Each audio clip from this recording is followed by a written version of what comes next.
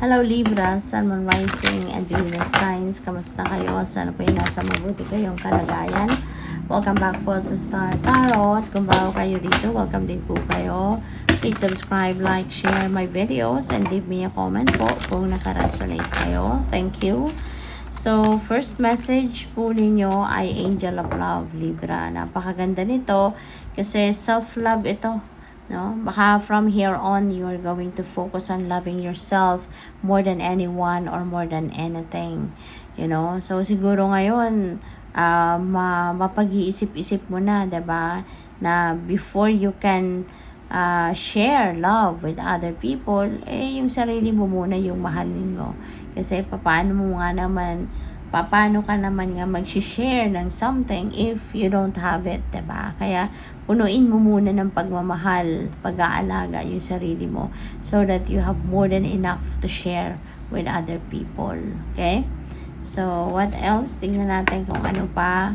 And by the way, Libra, I would like also to say hi, no, sa ating beloved channel member. Shout out po sa inyo.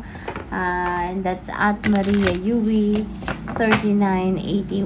Hello po sa inyo and maraming salamat sa mga donasyon po na inyong pinapadala. Thank you for your support. So we have dance. Ayan, let your body move. Okay? Baka medyo may katagalan na siguro na hindi man lang kayo talaga nakakasayaw. Maaaring dati interest ninyo to, hobby ninyo, or po pwedeng ini-enjoy ninyo yung pagsasayaw, no, in the past. Pero baka for whatever reason, lately, baka nakalimot na kayo, hindi nyo na to nagagawa, diba? Maaaring there are so many things, no, that you are busy doing, kaya baka nakakaligtaan nyo na to. Possible din, ano, nasa dami ng trabaho ninyo, kahit exercise, hindi nyo na magawa. No? Kaya, this is an invitation for you.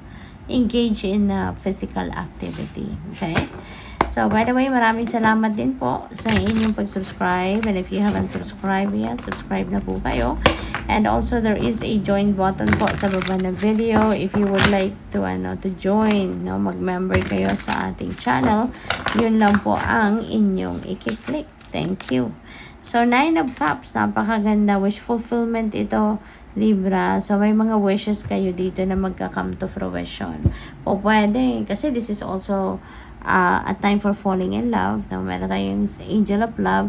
So, po pwede na ang iba sa inyo dito also will be willing na, no, na pumasok sa isang love or romantic relationship. Pwedeng ganon. You know? Lalo-lalo na kung kayo ay single pa. No? Baka ngayon, magkaka-love life na kayo. So, po pwedeng ganon. Po pwedeng yan ang isa sa mga wishes ninyo. No? And it's coming to fruition. So, depende sa inyong sitwasyon. No? This is the time that you're going to be feeling excited. You will be filled with love. Magiging masayang-masaya kayo. No? Kasi you are getting what you want. No? Kung anong gusto ninyo, makukuha nyo na ito. Kaya talagang you will be feeling ecstatic, excited, and happy. No? Kasi yung wish ninyo matutupad na. We have the Hierophant. Wow. So, hindi ito love reading, ha, Libra, but parang papunta tayo doon. We have Hierophant. No? Mayroon tayong Angel of Love. Mayroon tayong pwedeng magka-love life na. And here you go. May Hierophant tayo, which is a marriage card. So, po pwede na ang iba sa inyo rito, kung sino man ang inyong kaligawan, kung single pa kayo, baka yan ay mauuwi sa pag-aasawa. Baka ang iba sa inyo pwedeng whirlwind romance ito at baka magpapakasal agad kayo. 'Di ba? Within few months, no, na pagkakakilala, pwedeng kayo ay magsasama na, pwedeng kayo ay magpapakasal na. So, pwedeng ganoon. What else?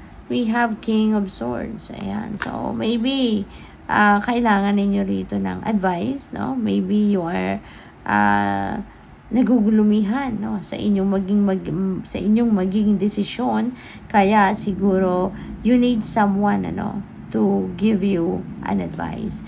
Baka kayo isasangguni, no, sa kahit sino man, professional man yan or hindi, kamag-anak man yan or hindi, depende sa inyong sitwasyon. Maybe you are sick for advice, no, to get a new perspective, a new opinion, 'di ba? about sa inyong magiging decision. So, go for it. If that's what you feel like doing at sa tingin ninyo yun na makakatulong sa'yo, then huwag ka na magdalawang isip. Para nang sa ganyan, malinawan ang inyong isipan agad-agad, diba? We have Hermit. Ayan. You may need also to put yourself in solitude, no? Libra. Kasi baka kailangan mo talaga na mag-isip-isip, magmuni-muni, baka kayo nagugulat lang, diba? Baka kayo ay dahil sobrang excited mo lang, no? Kaya makakapag-decision ka ng baka nagkakaroon ka na ng cold feet, diba? Pwedeng ganon. Kaya mag-isip-isip muna kayo. Spend time by yourself, no? Mag-me time muna kayo. Step back muna kayo ng saglit lang, 'di ba? At pag-isipan ninyo mabuti ang mga sitwasyon sa buhay ninyo. Okay? Lalo-lalo na ang pag-aasawa, 'di ba? Hindi ito biro, hindi ito, this is a serious thing, 'di ba? At 'di ba, may kasabihan ang pag-aasawa ay parang kaning mainit, 'di ba? Na kapag sinubo mo na mainit, hindi mo pwedeng basta-bastang iluwanan lang, 'di ba? Yung ganon. Kaya kailangan pag-isipan mabuti. All right? And any decision that you are going to make, hindi yan kailangang madaliin, 'di ba? Mas magandang pinag-iisipan, aaralan, yung ganun ba? So, what else? We have Ace of Wands. Ayan. So, Ace of Wands is a new beginning, no?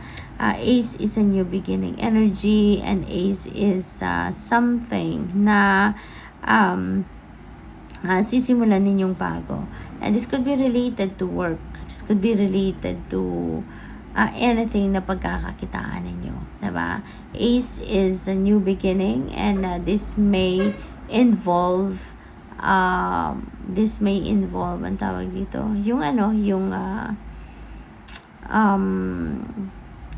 pwedeng this is involving your passion, this is involving your talents, yung mga ganon, no? So, siguro, pwedeng career ito or trabaho na sisimulan ninyo rito, no? Anong opportunity around that? So, daming opportunity. Ayan, 7 of Cups.